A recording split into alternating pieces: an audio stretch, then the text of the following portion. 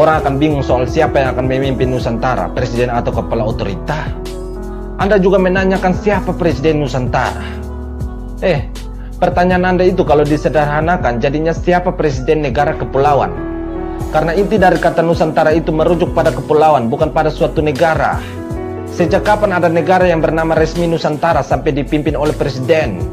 Nama resmi negara kita bukan Nusantara tapi Indonesia, yang di dalamnya terdapat Nusantara. Makanya sering disebut Negara Kesatuan Republik Indonesia. Karena apa? Karena pulau-pulaunya atau nusa-nusanya telah disatukan menjadi negara Indonesia. Kayaknya Anda itu harus banyak membaca soal Nusantara supaya jangan memberikan pemahaman dungu pada kami muda-mudi bangsa. Dan beta rasa bukan kami rakyat ini yang akan bingung soal siapa yang akan memimpin ibu kota Nusantara, tapi Anda sendirilah yang akan bingung. Semua yang sifatnya ambisi presiden memang nggak boleh diinterupsi. Jadi supaya dia bulat, dengan sendirinya harus diamankan supaya ada notulasi. Tetapi sebetulnya diinterupsi tanpa diinterupsi, rakyat menyatakan bahwa kami tidak diundang untuk mempersoalkan nama. Anda mengatakan bahwa semua yang menjadi ambisi Presiden Jokowi tak boleh diinstruksi. Pak Rocky, beta mau tanya, apakah ibu kota baru ini adalah ambisi Presiden Jokowi atau apakah ini sudah direncanakan sejak zaman Presiden Soekarno? Anda jangan membunuh kebenaran untuk menghidupkan fitnahan Anda, Pak Rocky. Rakyat mana yang Anda mengatakan bahwa mereka tidak diundang untuk mempersoalkan ibu kota dan konsepnya? Lalu buat apa ada anggota DPR di Senayan? Fungsinya apa mereka yang duduk di kursi empuk Senayan kalau bukan menghimpun, menampung, serta menindaklanjuti aspirasi rakyat?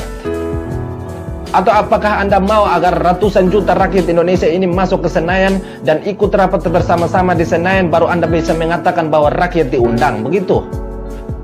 Kalau mau dibilang Anda itu putra timur yang mampu mendidik putra-putri di barat sana, tapi kenapa Anda punya pemikiran dangkal seperti ini? Kalau di istana rakyat, maka seluruh rakyat itu mesti diminta semacam dengar pendapat lah. Kan ini jelas siapa tadi bocorin, ini 2 hari 2 malam. Ya artinya rakyat nggak mungkin ikut 2 kali 24 jam nggak tidur untuk membahas kan. Kan mestinya dibikin panjang supaya rakyat diundang.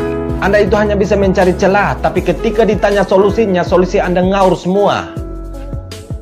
Anda juga protes soal singkatnya waktu pengesahan undang-undang ibu kota negara. Lalu Anda mau rapat sampai berapa puluh tahun baru undang-undang tersebut disahkan.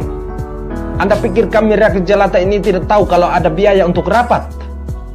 Lalu Anda mau untuk rapat-rapat saja sampai uang negara habis tanpa ada pengesahan, begitu? Ini blok Jawa Indonesia Timur setuju nggak, blok Indonesia Barat setuju nggak, dan terutama rakyat Kalimantan setuju nggak tuh. Baru itu kita anggap itu kita bangun bersama. Anda tidak perlu menyuruh Presiden Jokowi untuk minta izin pada masyarakat Indonesia, khususnya Indonesia bagian timur. Karena sudah pasti kami mayoritas masyarakat bagian timur ini setuju. Bahkan bukan hanya setuju soal desain istana negara saja, tapi kami juga setuju soal nama ibu kota Nusantara. Kami lebih setuju dengan nama Nusantara dibandingkan dengan solusi Anda yang memberikan nama Jokowi-Karta. Ibu kota negara ini sudah direncanakan sejak dulu, jadi tidak perlu rapat yang berlama-lama. Dan Presiden Jokowi membuat undang-undang lalu diajukan ke DPR. Dan di DPR itu ada partai yang Anda dukung, yaitu Demokrat. Mereka juga setuju dan mensahkan undang-undang tersebut. Kenapa Anda tidak protes ke Demokrat? Kok Jokowi yang jadi sasaran Anda? Kalau Demokrat setuju artinya Demokrat juga menyuarakan suara Anda. Karena selama ini Anda merasa sebagai bagian dari oposisi dan pendukung Demokrat. Kenapa Anda jadi panas dingin seperti ini? Atau apakah Anda mau Kalimantan tidak maju seperti Jakarta? Anda mau Jawa sentris saja? Atau jangan-jangan Anda takut lahan demo yang berbau anarkis akan hilang? Jadi stop tipu-tipu rakyat, khususnya kami masyarakat bagian timur. Kami bagian timur ini mau maju, bukan mau didungu-dungukan oleh pernyataan Anda yang hanya bisa diterima oleh pemikiran dungu. Jadi daripada Anda menghabiskan waktu untuk menyerang Presiden Jokowi, mending sekali-sekali mainlah ke kampung halaman Anda, supaya Anda bisa melihat kemajuan Manado saat ini seperti apa. Jangan Anda hanya bisa melihat dari Jakarta sana dengan kacamata dungu, yang hanya bisa mendungu-dungukan orang.